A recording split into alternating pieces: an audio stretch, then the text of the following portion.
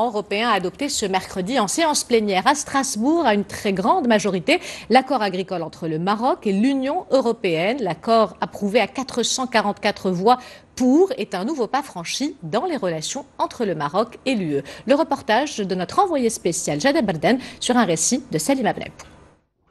444 voix pour, 167 contre. À une très large majorité, l'accord agricole entre le Maroc et l'Union européenne est adopté. Le document précise explicitement que les produits agricoles et de pêche issus des provinces du sud du Royaume bénéficient des mêmes préférences tarifaires que ceux couverts par l'accord d'association. C'est aussi l'issue d'un processus de négociation mené entre l'Union européenne et le Royaume. Des concertations politiques durant lesquelles le Maroc a été animé par la défense non négociable de son intégrité territoriale et de ses intérêts économiques avec un partenaire commercial privilégié. Les eurodéputés parlementaires ont fait preuve d'un sens de responsabilité. Nous avons eu cette parenthèse de 2 ans à cause d'un arrêt de la Cour de justice de l'UE. Maintenant, ce vote nous permet de clôturer cette page et nous tourner vers l'avenir. Ce vote positif constitue une double victoire pour le Maroc. Il a été précédé du rejet d'une proposition de résolution demandant le renvoi du texte de l'accord devant la Cour européenne de justice pour un avis. Un échec cuisant pour les ennemis de l'intégrité territoriale du Royaume.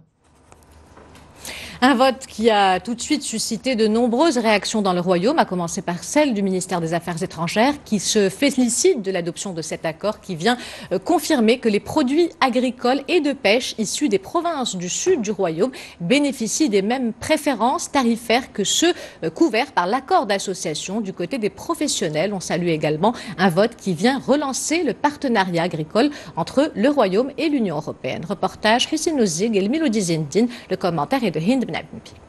Une base solide pour une relance pleine et entière du partenariat maroco-européen. C'est ainsi que le ministère des Affaires étrangères qualifie l'adoption par le Parlement européen de l'accord agricole Maroc-UE. Dans un communiqué, le ministère indique que ce vote vient confirmer que tout accord couvrant le Sahara marocain ne peut être négocié et signé que par le Royaume dans le cadre de l'exercice de sa souveraineté pleine et entière sur cette partie de son territoire.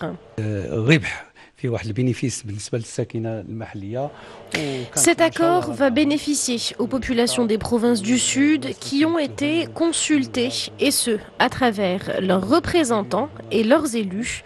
Aujourd'hui, il est clair que nos provinces du Sud sont tout autant concernés par cet accord agricole.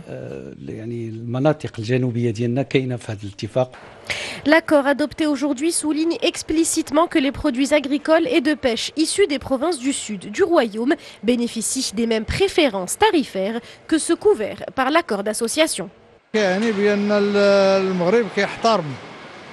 Ce vote vient confirmer que le Maroc respecte les standards européens. En effet, la production agricole marocaine s'est développée et a atteint un haut niveau de qualité. Le vote de cet accord intervient au moment où le secteur agricole est plus dynamique que jamais. Il y a eu de grandes avancées en termes de production, de qualité et d'exportation.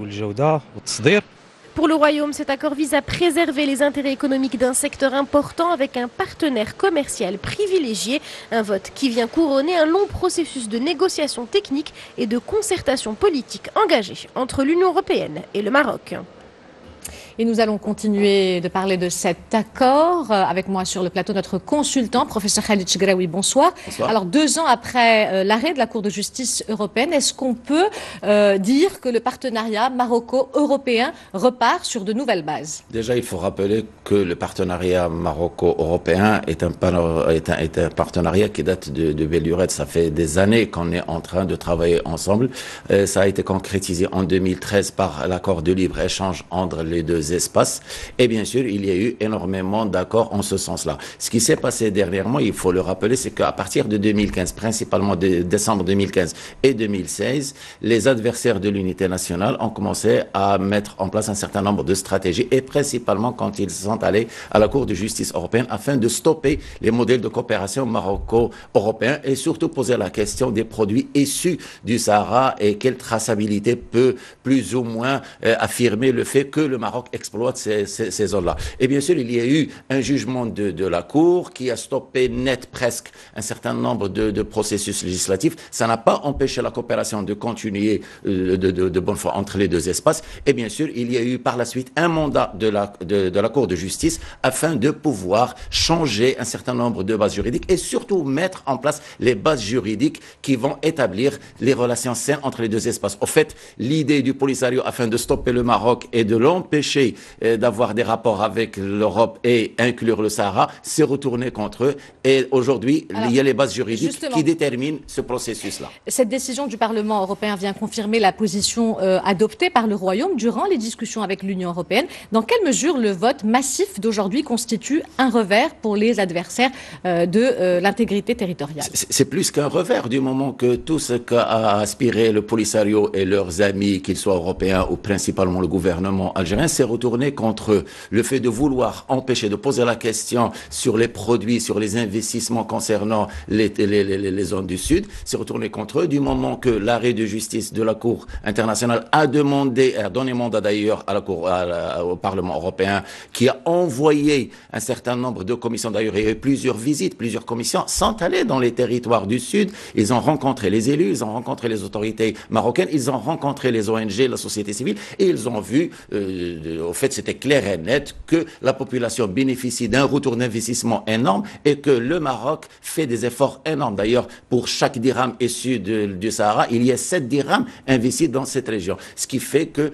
l'accord d'aujourd'hui stipule que ces territoires ne peuvent nullement être empêchés de participer, d'être partie prenante de ces accords. Et les produits issus du Sahara vont bénéficier des mêmes bénéfices dont issus les produits du Nord, que ce soit les préférences de prix et autres. Bien sûr, il y a un certain nombre de procédures qui vont être mises en place en ce sens-là. Professeur Khalid Chegraoui, merci pour cet éclairage. C'est une visite de travail qui intervient quelques heures après le vote en plénière de l'accord agricole. La haute représentante de l'Union européenne pour les affaires étrangères et la politique de sécurité, Federica Mogherini, est au Maroc. Elle aura des entretiens demain avec le chef du gouvernement, Saïd El Athmani, le ministre des Affaires étrangères et de la coopération internationale, Nasser Bourita, le ministre de l'Intérieur, Abdouafil Ftit, et le président de la Chambre des représentants, Habib Melki, ainsi que des représentants de la société civile. Cette visite s'inscrit dans la dynamique de relance des relations entre le Maroc et l'Union européenne de manière à constituer un partenariat stratégique plus étroit, profond et ambitieux.